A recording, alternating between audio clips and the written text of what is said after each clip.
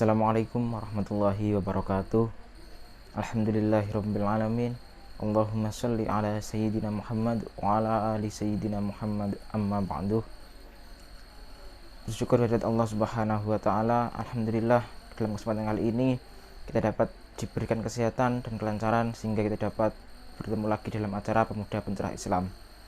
Dalam 7 menit ke depan saya akan menyampaikan sebuah materi yang mana materi ini merupakan materi yang sangat menarik sekali untuk kita pelajari, yakni tentang dua organisasi besar di Indonesia, Nahdlatul Ulama dan Muhammadiyah. Dalam kesempatan kali ini saya mengambil dari jurnal manajemen dakwah yang berjudul Nahdlatul Ulama dan Muhammadiyah, dua wajah organisasi dakwah di Indonesia.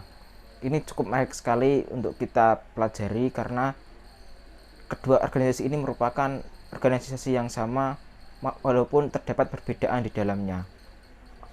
Baik, kita bahas satu persatu. Yang pertama adalah organisasi Muhammadiyah.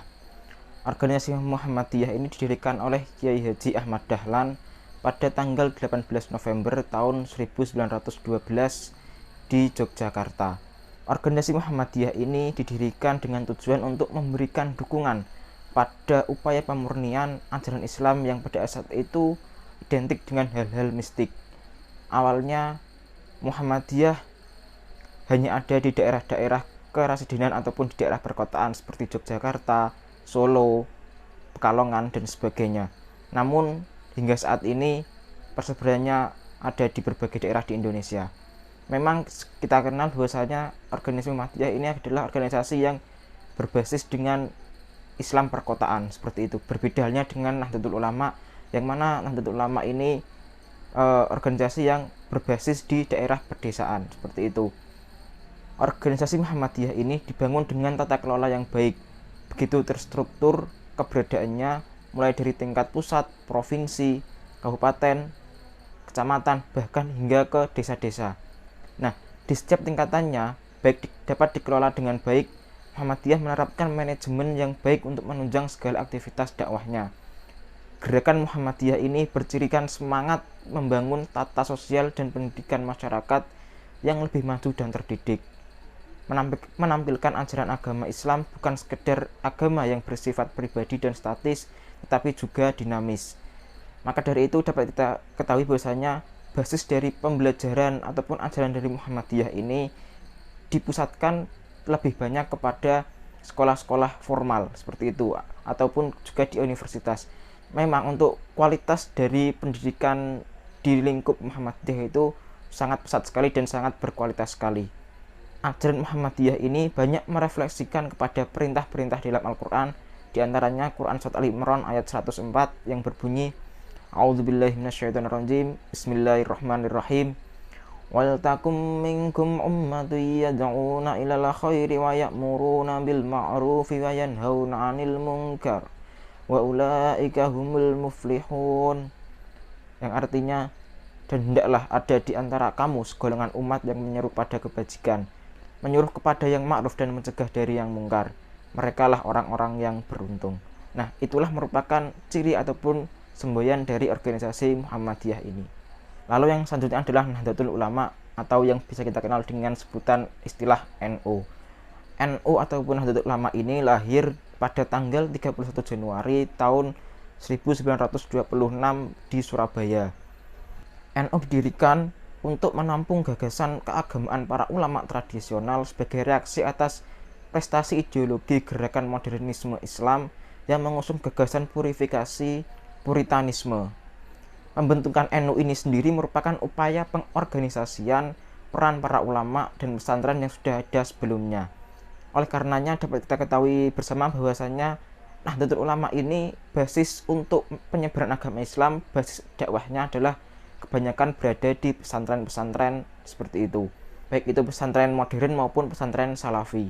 Organisasi Nahdlatul Ulama ini merupakan organisasi yang didirikan oleh berbagai ulama, dan salah satu ulama yang terkenal adalah Kiai Haji Hasyim Asy'ari. Nah, itu perlu kita ketahui bahwasanya bahwa pendiri Muhammadiyah dan pendiri Nahdlatul Ulama ini merupakan seseorang yang pernah berguru pada satu orang. Jadi Kiai Haji Hasyim Asy'ari dan Kiai Haji Ahmad Dahlan itu pernah berguru kepada Syekhona Khalil Bangkalan yang merupakan murid kesayangan dari Syekhona Khalil Bangkalan. Nah, keduanya ini, Kiai Haji Hasyim Asy'ari dan Kiai Haji Ahmad Dahlan, ketika sudah selesai menuntut ilmu di Syekhona Khalil Bangkalan, kemudian mereka berdua ini mendirikan sebuah organisasi, yakni Muhammadiyah dan Nahdlatul Ulama. Jadi memang untuk organisasi Muhammadiyah dan Nahdlatul Ulama ini ada kesamaan dalam menuntut ilmu ataupun guru yang sama. Oleh karenanya organisasi Muhammadiyah dan NU ini dapat dikatakan sama dikarenakan sama-sama menuntut ilmu pada seorang yang sama, akan tetapi cara penyampaiannya saja yang berbeda. Memang tidak perlu dipermasalahkan untuk perbedaan cara penyampaiannya, akan tetapi kedua organisasi ini sama-sama untuk bagaimana agar agama Islam ini terus berkembang ke depannya setiap saat, seperti itu. Dalam kelahiran Nahdlatul Ulama merupakan muara dari rangkaian kegiatan yang mempunyai mata rantai hubungan dengan berbagai keadaan. Peristiwa yang dialami oleh bangsa Indonesia sebelumnya dengan latar belakang tradisi keagamaan, masalah politik, dan kultural yang terjalin dalam suatu keterkaitan. Para ulama umumnya telah memiliki jamaah, yakni komunitas warga yang menjadi kelompoknya dengan ikatan hubungan yang akrab, yang terbentuk dalam pola hubungan kiai dan santri, terutama pada masyarakat di lingkungan pondok pesantren. Jadi tidak asing bagi warga NU khususnya, mereka itu sangat kental sekali dengan ajaran pesantren yang mana ada santri dan ada kiai. Nah, setelah kita ketahui tentang sejarah Muhammadiyah dan Nahdlatul Ulama, lalu bagaimana metode dakwah Muhammadiyah dan Nahdlatul Ulama tersebut? Nah, untuk Muhammadiyah dan NU sendiri ditinjau dari perkembangannya ini sangat pesat sekali. Eksistensinya pun telah terbukti jauh sebelum Indonesia merdeka. Keduanya telah membuktikan dirinya sebagai kesatuan yang utuh dalam upaya mencerdaskan keutuhan bangsa. Ditinjau dari kegiatan dakwah NU dan Muhammadiyah ini memiliki beberapa perbedaan dan persamaan, yaitu sumber ajaran yang digunakan keduanya berupa Al-Quran dan hadis. Hanya saja dalam penyampaiannya tersebut, kedua organisasi ini memiliki cara yang berbeda-beda. Untuk perbedaan ini mungkin hanya perbedaan cara penyampaiannya saja, tetapi tujuannya mereka sama, yakni untuk menjadikan Islam sebagai Islam yang rahmatan lil alamin. Untuk organisasi Muhammadiyah sendiri menggunakan dakwah struktural yang begitu baik. Semuanya diatur dengan baik, selaras, dan tetap mengikuti perkembangannya kebutuhan masyarakat. Muhammadiyah membuat lembaga-lembaga pendidikan dimulai dari taman kanak-kanak hingga perguruan tinggi.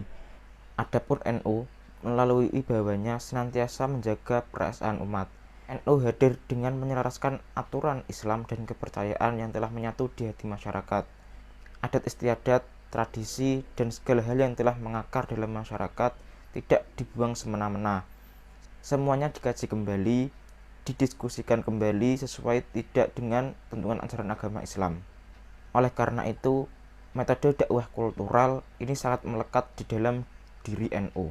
Budaya yang selaras dengan ajaran agama Islam bisa dijadikan sebagai aktivitas dakwah. Tidak ada yang merusak jika dipertimbangkan dengan baik. Budaya dan agama bisa berjalan secara berdampingan. Inilah yang ditekankan oleh Nahdlatul Ulama. Kesimpulannya adalah masyarakat Indonesia harus berbangga hati terhadap dua organisasi besar ini, yakni Nahdlatul Ulama dan Muhammadiyah. Keduanya telah memberikan kontribusi yang sangat besar terhadap keberadaan Islam di Indonesia.